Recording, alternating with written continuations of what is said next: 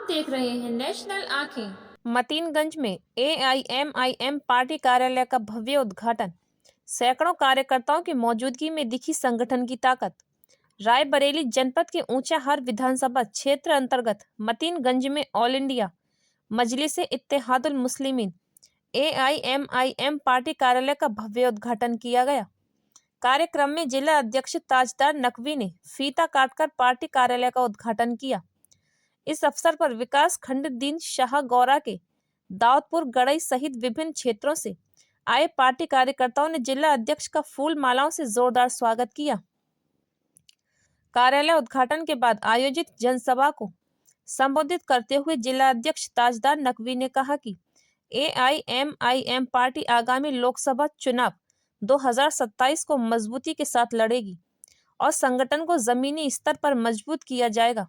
उन्होंने कहा कि एआईएमआईएम गरीबों, दलितों, पिछड़ों और कमजोर वर्गों की आवाज है और पार्टी का उद्देश्य है कि समाज के किसी भी वर्ग के साथ अन्याय न होने दिया जाए। उन्होंने भाजपा सरकार पर निशाना साधते हुए कहा कि वर्तमान सरकार केवल बदले की भावना से काम कर रही है। वहीं जिला उपाध्यक्ष मोहम्मद आबिद ने सैकड़ों कार्यकर्ताओं के साथ जमुनापुर चौराहे पर जिला अध्यक्ष का भव्य स्वागत किया। रायबरेली से ब्यूरो रिपोर्ट।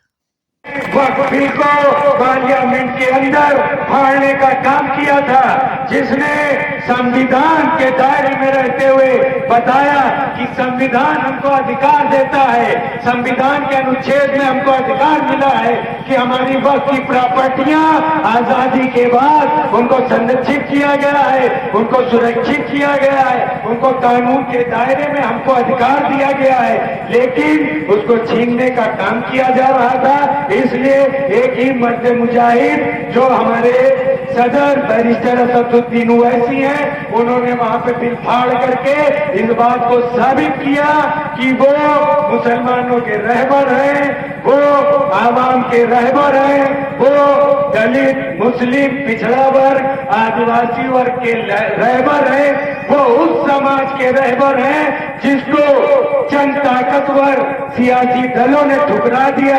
जिनके ऊपर चंद सियासतदार राजनीतिक पार्टियां राज करने का काम करती हैं, जिनका वोट लेकर के उनको बेवकूफ बनाने का काम करती हैं, हमारा वोट लेकर के हम पर राजा की तरह शासन करने का काम करती हैं। इस बात को वहां पर ओवैसी साहब ने बिल फाड़ करके साबित किया कि नहीं, हम दलित, पिछड़ा और मुस्लिम वर्ग को साथ लेकर के चलेंगे। हम आज वक्त की प्रॉपर्टी छीनी जा रही है, कल ईसाइयों की प्रॉपर्टी छीनी जाएगी, परसों सिखों की प्रॉपर्टी छीनी जाएगी, फिर आदिवासियों को जंगलों से भगाया जाएगा।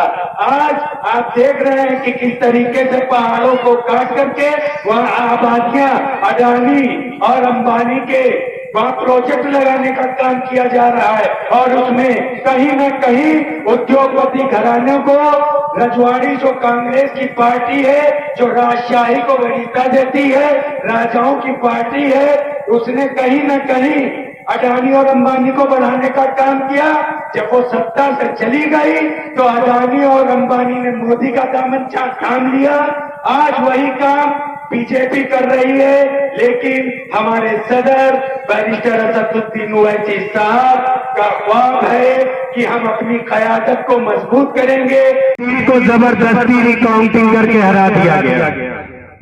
आज कहीं न कहीं तेजस्वी यादव, अखिलेश यादव और राहुल गांधी जब सोते होंगे तो उनको ख्वाब में अख्तरुल ईमान साहब, बैरिस्टर असदुद्दीन ओवैसी साहब, इम्तियाज जलील साहब के चेहरे नजर आते होंगे।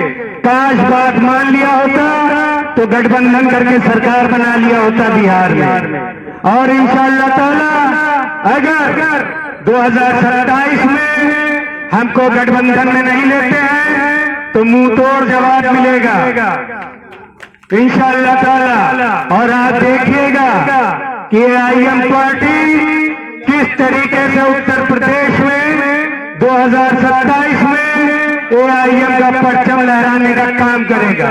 देखते रहिए नेशनल आंखें।